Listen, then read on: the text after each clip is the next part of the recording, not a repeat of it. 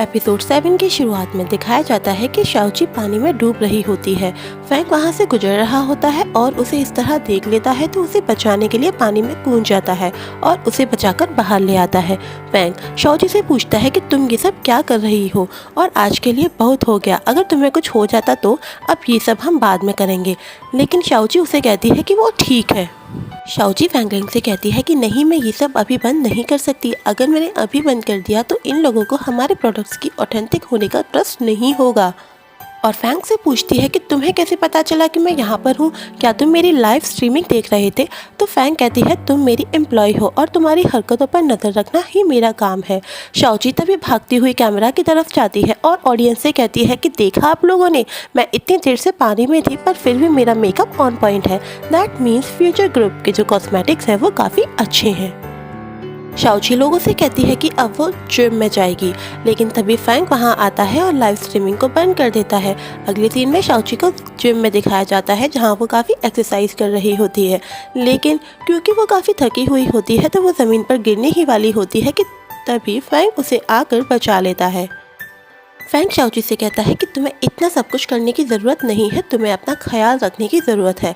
लेकिन शाओची होती है कि वो फिर भी एक्सरसाइज करती ही जा रही होती है और रुकती नहीं है। तो फैंग उसको कंपनी देने लगता है और उससे कहता है कि मैं भी तुम्हारे साथ एक्सरसाइज करूँगा। अब दोनों एक्सरसाइज कर ही रहे होते हैं कि अचानक से फैंग शाओची के ऊपर गिर जाता है।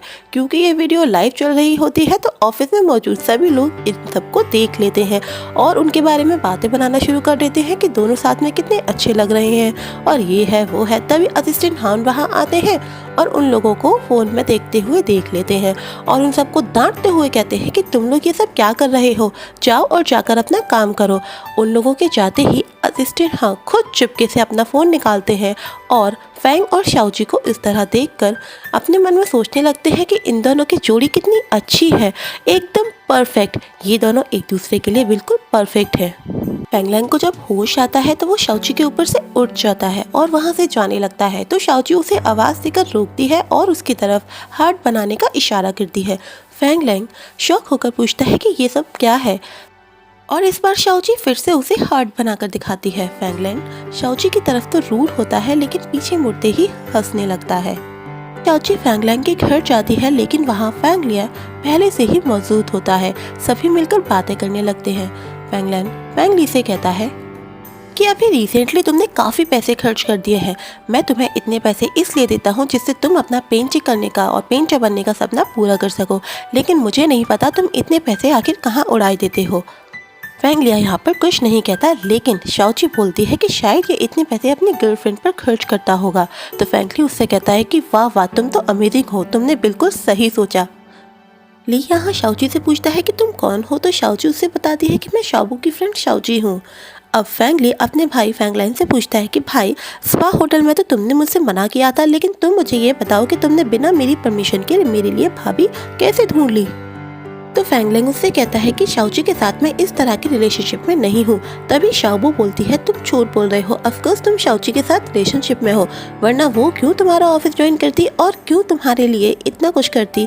जब तुम्हारी कंपनी में बैड रिव्यूज आ रहे थे तो उसी ने तो तुम्हारी मदद की। तो फैंगली बोलता है भाई, मुझे तुमसे इस तरह की उम्मीद नहीं थी। फैंगली शाओबू से पूछता है कि तुमने मुझे क्यों नहीं बताया कि तुम और मेरी होने वाली भाभी फ्रेंड्स हो। तो शाओबू शाओची की तरफ देखती है और उससे कहती है कि शाओची, तुमने मुझे क्यों नहीं बताया। तो तभी शाओची बोलती है शायद मेरे दिमाग से निकल गया और मैं तुम्हें बताना भूल गई। तो फैंगली कहता है कोई बात नहीं, अब जब तुम मेरे भाई से शादी कर लोगी तो हम लोग एक ही फैमिली में हो जाएंगे। फैंगलैंग अपने भाई फैंगली को लेकर वहाँ से चला जाता है। वो दोनों गाड़ी में जा रहे होते हैं कि तभी फैंगली अपने भाई फैंगलैंग को अपनी रिलेशनशिप के बारे में बताता है और उससे कहता है कि शाओबू के साथ मैं काफ़ी क्रिएटिव फील करता हूँ और लव होने से लोग क्रिएटिव हो जाते हैं। तो फैंगलैंग उससे कहता है कि तुम्हें जिससे डेट करना है तुम कर सकते हो, लेकिन आगे से मुझसे कभी झूठ मत बोलना। तो फैंगली कहता है ठीक है, मैं कसम खाता हूँ कि आज के बाद मैं सिर्फ अपनी माँ से झूठ बोलूँगा, और अपने भाई को हक कर लेता है और उससे स्माइल करने के लिए कहता है और उससे पूछता है कि भाई, मैंने आपका लाइव स्ट्रीम देखा, आप मुझे बताओ कि आपको क्या लगता है कंपनी में कौन इसके पीछे हो सकता है। तो उसका भाई कहता है कि शायद कोई राइवल, और तुम अपनी पेंटिंग पर ध्यान दो और ऐसी बातों पर ध्यान मत दो। अगले सीन में असिस्टेंट हन को ऑफिस में काम करते हुए दिखाया जाता है, जो काफ़ी परेशान होते हैं, जिससे वो अपने टेबल पर अपना सर रख लेते हैं। तभी वहाँ पर शाओची उनके पास जाती है और उनसे पूछती है कि क्या हुआ, मैंने तुम्हें सोते हुए पकड़ लिया। असिस्टेंट हन रोता हुआ समूह बनाकर शाओची से कहते हैं कि मुझे लगता है बॉस अब मुझे फायर कर देंगे। तो शाओची कहती है तुम्हें ऐसा क्यों लगता है। तो वो उसे कुछ प्रोजेक्ट इन्फॉर्मेशन दिखाता है और उससे कहता है कि तुम मेरी मदद करो, क्योंकि हम दोनों आपस में भाई हैं और कभी जब तुम्हें ज़रूरत पड़ेगी तो मैं तुम्हारी मदद करूँगा। फिर दिखाया जाता है कि शाओची काफ़ी रात तक ऑफिस में काम कर रही होती है। सभी वहाँ से चले गए होते हैं। तभी फैंग वहाँ पर आता है और शाओची को इस तरह काम करते हुए देखता है और उससे पूछता है कि तुम अब तक काम कर रही हो। तो शाओची कहती है मेरे पास करने के लिए बहुत सारा काम है, लेकिन आप जा सकते हैं, जब मेरा काम खत्म हो जाएगा तो मैं आ जाऊँगी और मुझे किसी राइड की भी ज़रूरत नहीं है। फैंग लैंग वहाँ से चला जाता है, लेकिन छुपकर शाओची को काम करते हुए देखता है और सोचता है कि ये तो काफ़ी हार्ड वर्किंग है। वो उससे काफ़ी इम्प्रेस होता है कि तभी असिस्टेंट हन वहाँ आ जाते हैं और फैंग लैंग से पूछते हैं कि बॉस आप यहाँ छुपकर क्या देख रहे हैं। लेकिन फैंग बहाना बनाते हुए कहता है कि एक्चुअली यहाँ पर डस्ट हो गई थी, मैं बस उसे साफ कर रहा था, और वहाँ से चला जाता है। असिस्टेंट हन वहाँ पर छूकर देखते हैं तो वहाँ पर तो कोई भी डस्ट नहीं होती है। तो वो सोचने लगता है कि आखिर बॉस क्या देख रहे थे। अगले सीन में दिखाया जाता है कि शाओची और उसकी फ्रेंड शाओबो बात कर रहे होते हैं। शाओची कहती है कि मैं इतनी मेहनत कर रही हूँ, सब कुछ कर रही हूँ, लेकिन फिर भी ये फैंग लैंग है कि इसे मुझसे प्यार ही नहीं होता। इस तरह तो हमारा मिशन कभी भी कंप्लीट नहीं हो पाएगा। तभी शाओबो काफ़ी सारी बुक्स लेकर आती है और वो दोनों पढ़ना स्टार्ट कर देते हैं। उन बुक्स में लिखा होता है कि कैसे किसी कोल्ड हार्टेड मैन को, या फिर जो प्रेसिडेंट टाइप के लोग होते हैं, उन्हें प्यार में गिराया जाए। अगले दिन एक मीटिंग होती है जिसमें फैंकी अनाउंस करता है कि उनकी कंपनी एक रिसर्च डिपार्टमेंट को सेटअप करने वाली है, जिससे उनके आगे होने वाले सारे रिसर्च उन्हीं की कंपनी में होंगे। शाओची और शाओबो बात कर रहे होते हैं कि शाओचू शाओबो से कहती है कि मेरी वजह से तुम्हें भी इतना काम करना पड़ रहा है। अगर मैं इस मिशन में कंप्लीट हो जाती तो तुम्हें इस तरह एक अच्छी सेक्रेटरी से एक और टीचर नहीं बनना पड़ता। तो शाओबो उससे कहती है कि नहीं, मुझसे ज़्यादा तो तुम्हें ही टफ टाइम का सामना करना पड़ रहा है। तो शाओची उससे कहती है कि मैं इन बुक्स को पढ़ पढ़ कर थक चुकी हूँ। शाओबो कहती है एक बार तुम बैंक से हार्मोन्स कलेक्ट कर लो, फिर तुम उसके मुँह पर रेजिग्नेशन फेंक देना, और तुम्हें ये सब करने की ज़रूरत नहीं है। अगले दिन शाओची ऑफिस जाती है तो ऑफिस में एक पार्टी की बातें हो रही होती है। ऑफिस में मौजूद सभी लोग उन दोनों के बारे में बात कर रहे होते हैं कि क्या फैंग लैंग अपने साथ शाओची को भी पार्टी में लेकर आएंगे। फैंग शाओची के पास आता है और उसे 2 बॉक्सेस देता है और कहता है कि तुम इसे घर ले जाकर पढ़ना। शाओची जब घर वापस आती है तो उन दोनों बॉक्सेस को खोलकर देखती है और हैरान रह जाती है, क्योंकि एक बॉक्स में ड्रेस और एक बॉक्स में हील्स होते हैं, साथ ही में एक नोट भी होता है। शाओची मन में सोचने लगती है कि आखिर मुझे ये ड्रेस क्यों दी गई है। तो वो शाओबो से कहती है कि ज़रूर ये मुझे पार्टी में बुलाकर मुझसे वेटर का काम करवाना चाहता है, और इससे तो मुझे और कोई उम्मीद भी नहीं है। कि तभी मिस चाय वहाँ पर आ जाती है। मिस चाय उस ड्रेस को देखकर दंग रह जाती है और उन दोनों से कहती है कि इतनी सुंदर ड्रेस तुम दोनों के पास कैसी आई। मैं इतनी खूबसूरत ड्रेस का बस सपना ही देख सकती हूँ। अगले सीन में दिखाया जाता है कि मिस्टर फांग और असिस्टेंट हन शाओची का वेट कर रहे होते हैं। असिस्टेंट हंग फैंग को समझाते हैं उन्हें शाओची के साथ किस तरह से अच्छा बिहेव करना है। कि तभी शाओची दोनों के सामने आ जाती है और दोनों उसे देखकर काफ़ी शॉक्ड हो जाते हैं, क्योंकि शाओची बहुत ही ज़्यादा खूबसूरत लग रही होती है। शाओची फैंग की कार से ही मीटिंग में जा रही होती है। शाओची और फैंग एक दूसरे को देख रहे होते हैं, लेकिन कोई भी कुछ नहीं कहता। असिस्टेंट हन अपने मन में सोचता है कि बॉस इज सच अ फूल, वो तो कुछ बोल ही नहीं रहे हैं। तो वो खुद से ही बात स्टार्ट करने की कोशिश करता है और कहता है कि मुझे बॉस को बात करने के लिए सिखाना ही होगा। तो वो कहता है कि बॉस आपको शायद शाओची से कुछ कहना था। तो फैंग कहता है नहीं, मुझे तो ये नहीं याद आ रहा कि मुझे उससे क्या कहना है। तो असिस्टेंट हन कहता है कि आपको कुछ तो कहना ही था। तभी फैंग बोलता है कि हाँ, असल में मुझे तुम्हें याद दिलाना था कि कल काफ़ी काम है, और वहाँ मीटिंग में जाने के बाद, यानी पार्टी में जाने के बाद, तुम मेरे लिए कोई और नई मुश्किल खड़ी मत करना।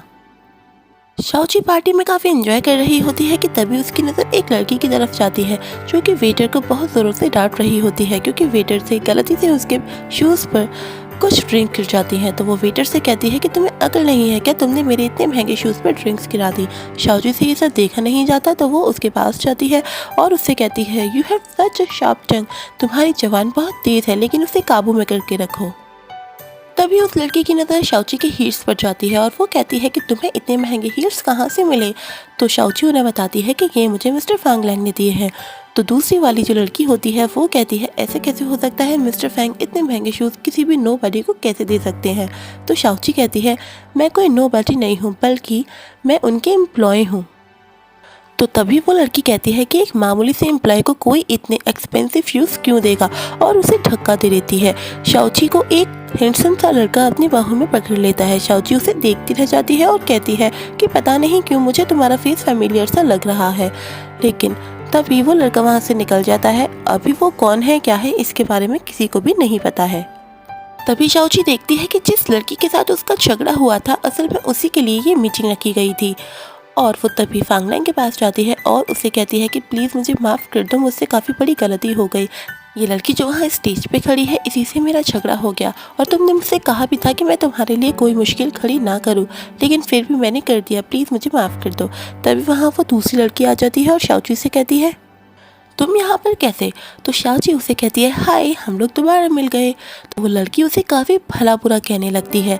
इसे सुनकर शाओची अपने कान बंद कर लेती है, क्योंकि वो सोचती है कि अगर ये इसी तरह कुछ ना कुछ बोलती रही तो मैं ज़्यादा देर तक नहीं सुन पाऊंगी और इसे कुछ ना कुछ पलट कर जवाब दे दूंगी।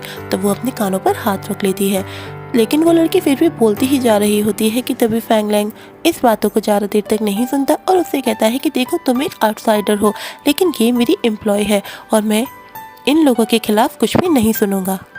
और फैंग शाओची को अपने साथ लेकर बाहर चला जाता है, जिसे देखकर उन दोनों ही लड़कियों को और ज़्यादा गुस्सा आ जाता है और दोनों आपस में बातें करने लगती हैं कि आखिर ये शाओची को अपने साथ लेकर कैसे जा सकता है। अब शाओची और फांगलैंग को बाहर की तरफ दिखाया जाता है। शाओची को हील्स में चलने में काफ़ी डिफ़िकल्टी हो रही होती है और वो हील्स में बिल्कुल भी कंफर्टेबल फील नहीं करती। वो बिल्कुल भी नहीं चल पा रही होती है और गिरने ही वाली होती है कि तभी फांगलैंग जल्दी से उसके पास आकर उसे अपने बाहों में उठा लेता है और यहीं पर ये एपिसोड ख़त्म हो जाता है। तो दोस्तों, आपको ये एपिसोड कैसा लगा मुझे कमेंट सेक्शन में ज़रूर बताइएगा। Thank you.